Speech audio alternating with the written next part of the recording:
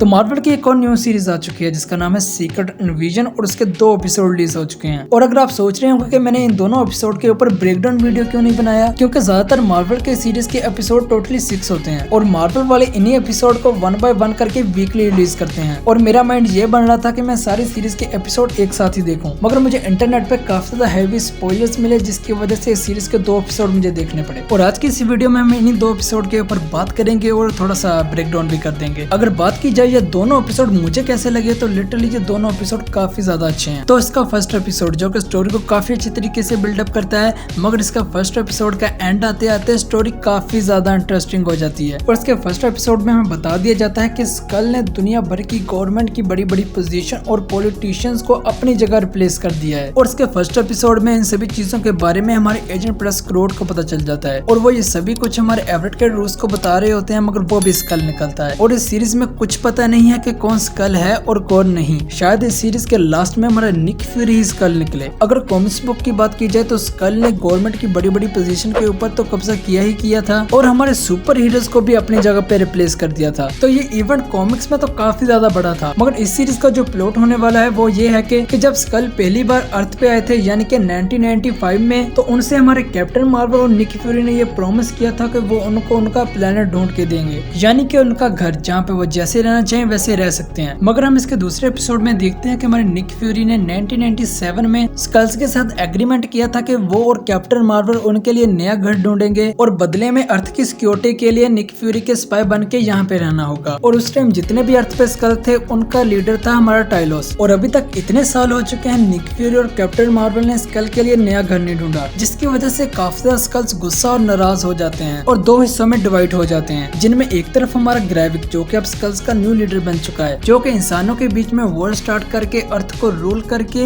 इसी को ही अपना नया घर बनाना चाहता है। और दूसरी तरफ हमारा टाइलस जो कि बिल्कुल अकेला ही है, क्योंकि गाया की काया किस तरफ जाती है ये तो हमें इसके नेक्स्ट एपिसोड्स में ही पता चलेगा। और टाइलस ग्रेविक के इन सभी डिसीजन से एग्री नहीं होता, जिसकी वजह से वो उन्हें छोड़ देता है और सभी स्कल्स उसके खिलाफ हो जाते हैं। तो जब ये सभी कांड हो रहे होते हैं तो हमारा निक फ्यूरी अर्थ पे नहीं होता, वो 2 सालों से स्पेस में होता है। मगर जब निक फ्यूरी को ये सभी प्लान पता चलता है तो वो अर्थ के ऊपर वापस आ जाता है। और वो जब अर्थ पे वापस आता है तो उसकी पर्सनैलिटी में भाई काफी ज्यादा चेंज हो गया होता है, जो कि हमें इसके दोनों एपिसोड में दिखता भी है। और उसके बाद हमारा टाइलस जिसका भाई विजन काफी ज्यादा स्ट्रॉन्ग होता है, क्योंकि वो बड़ी बड़ी कंट्रीज को आपस में लड़वा के वर्ल्ड वॉर 3 स्टार्ट करना चाहता है, जो कि हम इसके दोनों एपिसोड में देखते भी हैं कि इसने एक टेररिज्म ऑर्गेनाइजेशन बनाई होती है जिसका नाम होता है AAR यानी कि अमेरिका अगेंस्ट रशिया, यानी कि वो इन दोनों बड़ी कंट्रीज को आपस में लड़वा के वर्ल्ड वॉर 3 स्टार्ट करना चाहता है, जो कि वो इसके फर्स्ट एपिसोड के लास्ट में कर भी देता है, क्योंकि वो 3 ब्लास्ट करता है रशिया मॉस्को में, जिसमें टोटली 6000 से भी ज्यादा लोगों की जान चली जाती है। मगर वहीं पे हमारा निक फ्यूरी जो कि ग्रेविक को रोकने गया होता है, मगर सारा ब्लेम अमेरिका और हमारे निक फ्यूरी पे लग जाता है। और इसी सीन में हमारी मारिया हिल को ग्रेविक गोली मार देता है और वो इस सीन में मर जाती है। और इसके बाद निक फ्यूरी अर्थ के मोस्ट वांटेड पर्सन भी बन जाते हैं। और इन सभी सिचुएशन को कंट्रोल करने के लिए अमेरिका की तरफ से हमारा रोडी आता है और हमारा रोडी निक फ्यूरी को उसकी पोजीशन से भी हटा देता है और उसे वार्निंग भी दे देता है। और इसके दूसरे एपिसोड में हमें निक फ्यूरी और टाइलस के बीच में काफी इंटरेस्टिंग कन्वर्सेशन देखने को मिलती है, जिसमें से टाइलस हमारे निक फ्यूरी को बताता है कि जब तुम अर्थ पे नहीं थे तो मिलियंस ऑफ स्कल्स ने आके अर्थ पे रहना स्टार्ट कर दिया था, जिसकी वजह से हमारा निक फ्यूरी टाइलस के ऊपर काफी ज्यादा गुस्सा हो जाता है और उसे अकेला छोड़ देता है। और उसके दूसरे एपिसोड में मारिया हिल की बॉडी को रशिया से अमेरिका में ले आते हैं, जिसे रिसीव करने उसकी मॉमी यानी कि एलिजाबेथ हिल आती हैं। और ये सारा सीन मारिया हिल की डेथ को कंफर्म भी कर देता है कि इसके फर्स्ट एपिसोड में जो मरी थी वो मारिया हिल ही थी, ना कि कोई स्कल। और उसके बाद ग्रेविक काफी बड़ी मीटिंग पे जाता है जहाँ पे वर्ल्ड के बड़े बड़े पॉलिटिशियंस बैठे होते हैं, जिसमें से यूके की प्राइम मिनिस्टर और नाटो के सेक्रेटरी जनरल भी, जो कि भाई सभी के सभी स्कल्स होते हैं। और इसका दूसरा एपिसोड हमें यही बताता है कि वर्ल्ड में इन्वेजन कितना ज्यादा बढ़ चुका है, कि स्कल्स ने गवर्नमेंट की बड़ी बड़ी पोजीशन को टेक ओवर कर लिया है। और इसी मीटिंग में हम अवेंजर्स के रिटर्न के बारे में भी सुनते हैं, जिसमें हमारा ग्रेविक कहता है कि मेरे पास उनके लिए भी एक प्लान है, जो कि हम इसके अगले सीन में देखते भी हैं, जो कि भाई सुपर स्कल्स बनाने की ट्राई कर रहा होता है। और मुझे लगता है कि इसका प्लान सक्सेसफुल हो जाएगा, क्योंकि इसके हमने ट्रेलर में देखा भी था कि इसका हाथ ग्रूट की जैसे हो जाता है। और इसके बाद जब गायस का सिस्टम ओपन करती है तो वहाँ भी हमें काफी ज्यादा डीएनए देखने को मिलते हैं, जो कि इसके पास पहले से ही मौजूद होते हैं, जिसमें से सबसे पहला तो हमें हमारा ग्रूट का डीएनए देखने को मिल जाता है, और उसके बाद फ्रॉग बीस्ट का जिसे हमने थॉर की मूवी में देखा है, और तीसरा कॉल ऑब्सीडियन का। ये कॉल ऑब्सीडियन का वही हाथ है जिसे इन्फिनिटी वॉर में हमारे वोंग ने काट दिया था। और उसके बाद एक्सट्रीमस वायरस जिसे हमने पहले आयरन मैन 3 और शेंची में भी देखा था। और उसके बाद सुपर स्कल्स के ऊपर जो पर्पल एक्सपेरिमेंट कर रहा होता है उसके बारे में हमारे सोफिया को पता चल जाता है। वैसे तो सोफिया निक फ्यूरी की काफी अच्छी दोस्त है जो कि इसके नेक्स्ट एपिसोड में हमारे निक फ्यूरी की मदद भी करेगी, बट ये इंग्लैंड की सिक्योरिटी के लिए भाई कुछ भी कर सकती है, लिटरली कुछ भी। और इसके एपिसोड 2 में हमें ये भी बता दिया गया कि हमारे निक फ्यूरी की जो वाइफ है वो भी एक स्कल है, जिसे भाई एपिसोड 2 के स्टार्ट में ही दिखा दिया गया था। और ये भाई 1997 से हमारे निक फ्यूरी के साथ ही है। और इसके बाद इसी सीरीज की एक और इंटरेस्टिंग डिटेल जो कि आप सबको पता ही होगी